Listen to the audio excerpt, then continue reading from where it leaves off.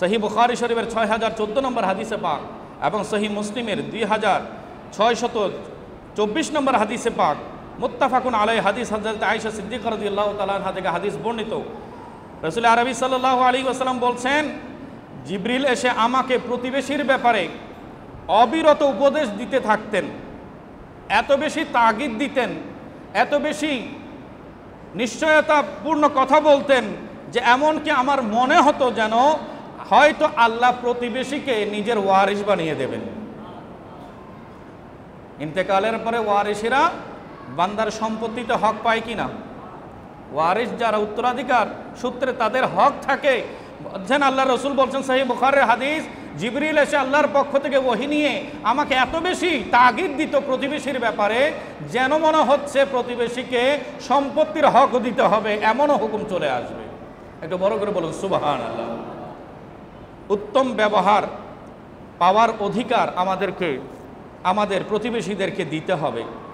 বিশেষ করে আমার প্যারা রাসূল সাল্লাল্লাহু আলাইহি ওয়াসাল্লাম বলছেন, মান কানা ইউমিনু বিল্লাহি ওয়াল ইয়াউমিল আখির ফালইউহসিন ইলা জারিহি। যে বান্দা আল্লাহ এবং পরকালের উপরে ঈমান রাখে সেজন্য তার প্রতিবেশীর সাথে সদ্ব্যবহার করে। আমি এসেছিলাম ওখান থেকে যে কাছে থাকার কারণে তার ভালো গুণগুলো যেমন আমার জানা, তার দোষ ত্রুটিগুলো আপনার জানা।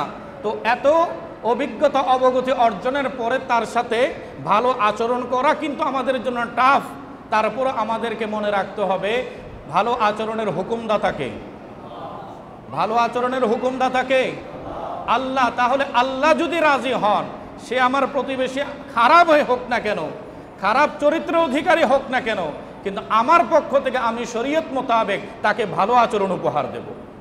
আমি আল্লাহ আল্লাহ রসুলের নির্দেশ মোতাবেক উত্তম আচরণ উপহার দেব ইনশাআল্লাহ তাবারক ওয়া তাআলা। এটা বড় একটা গুরুত্বপূর্ণ মেসেজ আমাদের জন্য। আমার প্যারা রসুল এসে পুরো অন্ধকার সমাজকে নিজের প্রতিবেশী বানিয়ে নিয়েছেন এবং নবীর সোহবতে এসে সবাই আলোকিত মানুষ হয়ে গেছে, সবাই আলোকিত মানুষ হয়ে গেছে। তা আমার রসুল যদি ওনাদেরকে অবজ্ঞা করে, ঘৃণা করে, দূর দূর করে তাড়িয়ে দিতেন, এই মানুষগুলো কি আর সংশোধন হওয়ার কোনো সুযোগ হতো? তাদের পরিবর্তন হওয়ার কোনো সুযোগ কি আসতো? না।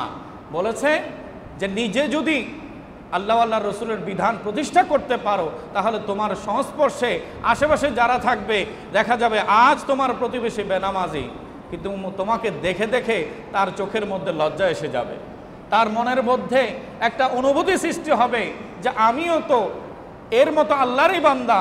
সে দেখা যায় 5 ওয়াক্ত নামাজে মসজিদে চলে যায় আর আমি ঘরের মধ্যে টিভি সেটের সামনে বসে থাকি, আমি মোবাইলের স্ক্রিন নিয়ে বসে থাকি, আমি পরিবার পরিজন বন্ধু বান্ধব নিয়ে আড্ডায় বসে থাকি। আমার উপরও তো দৈনিক 5 ওয়াক্ত নামাজ ফরজ করা হয়েছে।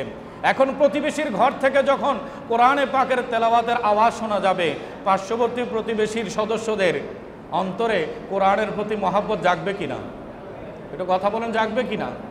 আমরা পার্শ্ববর্তী প্রতিবেশীরা যখন মানুষের সাথে, সমাজের লোকের সাথে যখন ভালো ব্যবহার দেব, মিথ্যা বলবো না, প্রতারণা করব না, চগলখড়ি করব না, কারো পরনিন্দা পরচিৎসা গীবতে আমরা রত থাকবো না, আমাদের এই পার্সোনালিটি, আমাদের ব্যক্তিত্ববোধ, আমাদের বিহেভিয়ার, আমাদের যে পোলাইট এক্সপ্রেশন, আমাদের বিশুদ্ধ মানুষের সাথে মেশার যে যোগ্যতা, এটা যখন মানুষ এক্সপোজ করবে, দেখতে পাবে, তখন দেখা দেখি অনেকে দিন ধর্ম শিখে যাবে।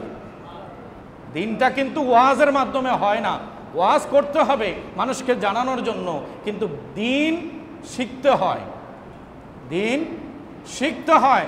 শুধু বক্তৃতা দিয়ে দিন প্রতিষ্ঠা করা সম্ভব নয়, বরঞ্চ নিজের ক্যারেক্টারের মাধ্যমে আমাদেরকে দিন প্রতিষ্ঠা করতে হবে।